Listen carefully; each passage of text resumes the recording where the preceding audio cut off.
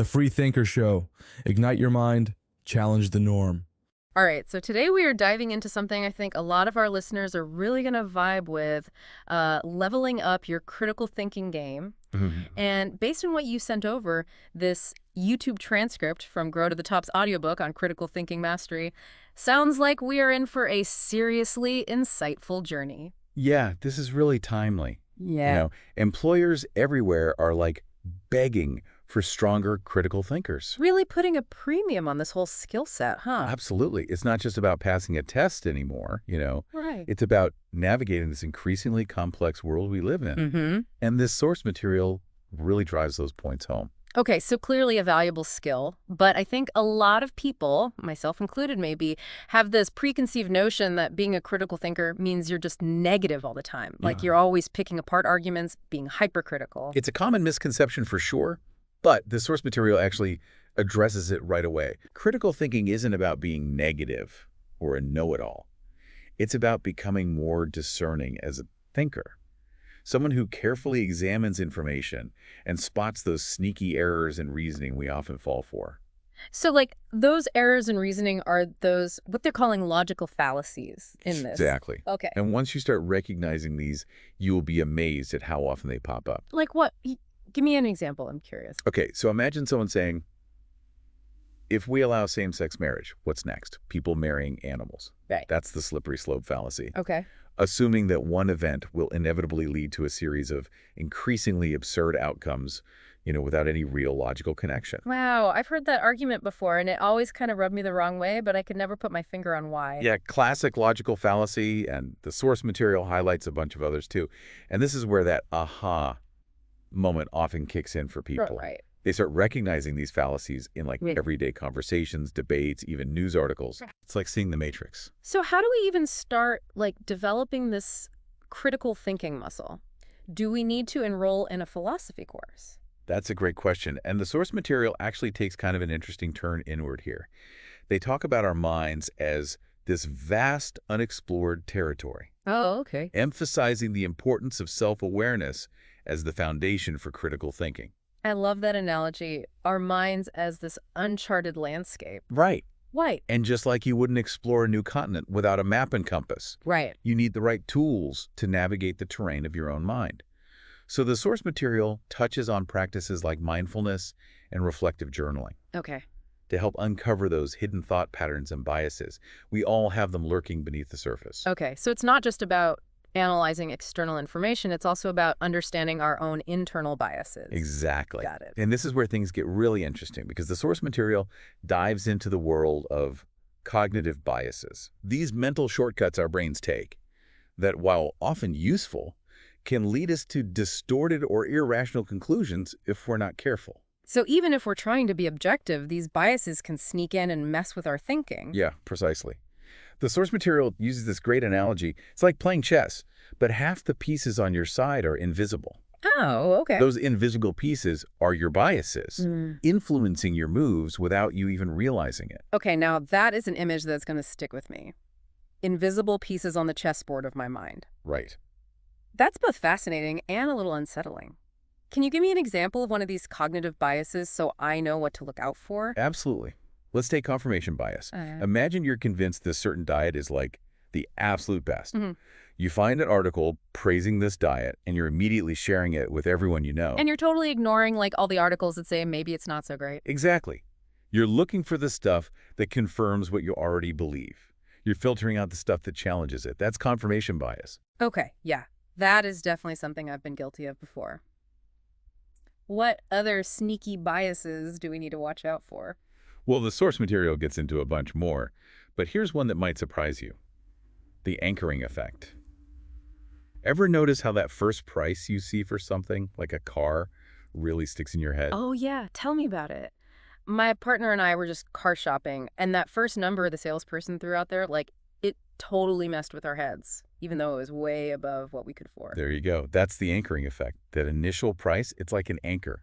It's going to influence how you see all the other prices, even if that first one was totally random. It's crazy how these biases can totally be messing with us without us even realizing it. I know, right? And that's why this whole critical thinking thing is so important. The source material doesn't just drop this knowledge on you and then leave you hanging. Right. It gives you actual techniques to, like, outsmart these biases. Okay, so now that we're aware of them, how do we actually combat them? Like, what can we do differently? One of the simplest but most effective things you can do is actually seek out opposing viewpoints. Okay. Don't just surround yourself with people who agree with you all the time. Yay. Challenge yourself to understand different perspectives, even, maybe especially, the ones that make you uncomfortable. So basically force ourselves to see the other side of the chessboard, even if those invisible pieces, those biases, are trying to keep us in our comfort zone. Exactly. And along those lines, the source material talks a lot about cultivating mental flexibility. Okay. It's all about asking yourself, what else could be true about this? Yeah. Even just asking that question can open your mind up to other possibilities, break you out of those rigid thinking patterns. Ooh, I like that. Mental flexibility sounds like a superpower. So seeking out diverse perspectives, asking what else could be true, these are all practical things we can do to get better at critical thinking. Exactly.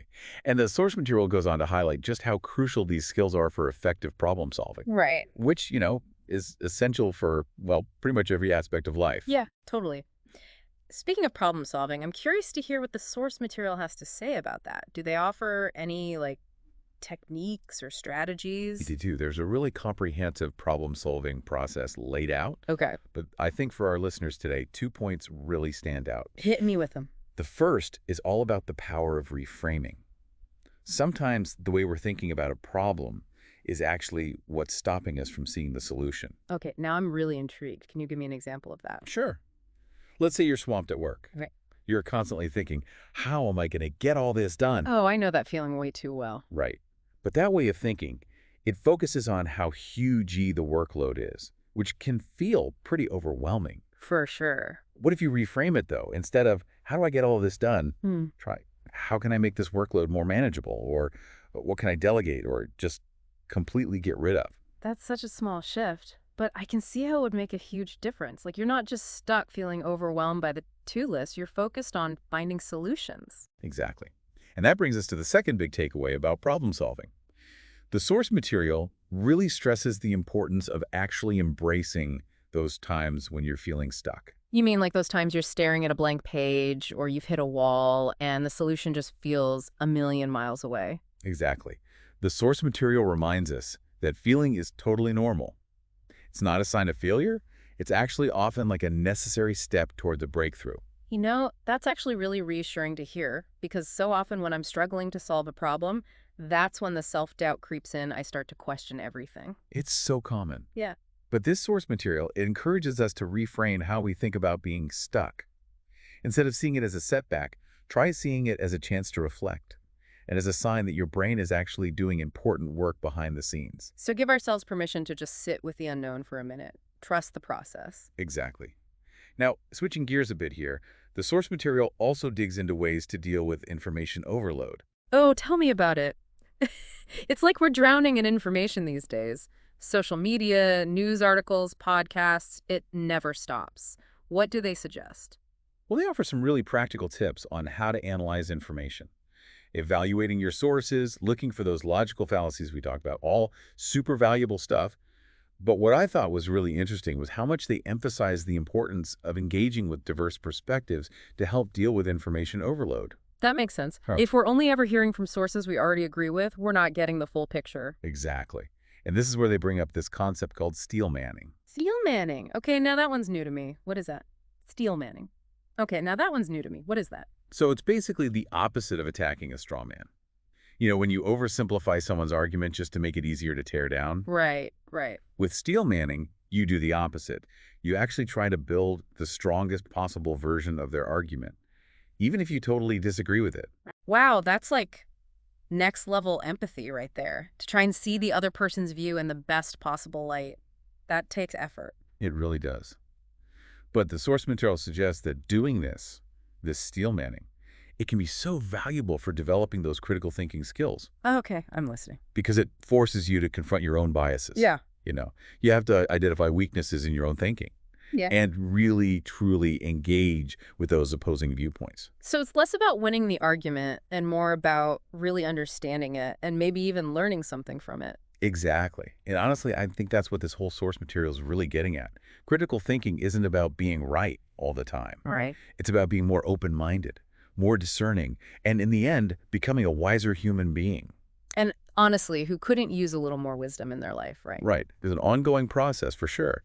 But this deep dive, I think it gave us some really great tools and some insights to take along on that journey. It really has. This whole conversation has been so eye-opening. One of the things that's really sticking with me is that critical thinking isn't just some abstract idea. Yeah. It's something we can actually get better at. Yeah, Strengthen with practice. totally. Like working a muscle. The Yeah, more you use it, the stronger it gets. exactly. And just like any good workout, we want to leave you with something you can actually take home and use. So, thinking back to the source material, here's something to think about. Think of a decision you made recently, big or small. Now ask yourself, what perspectives might I have missed? And knowing what I know now, what can I do differently next time? Love it. Putting those critical thinking skills to work in the real world, that's where the real magic happens. It really is. This has been such a great deep dive, challenging, insightful, and empowering all at the same time. Thanks for going on this journey with us.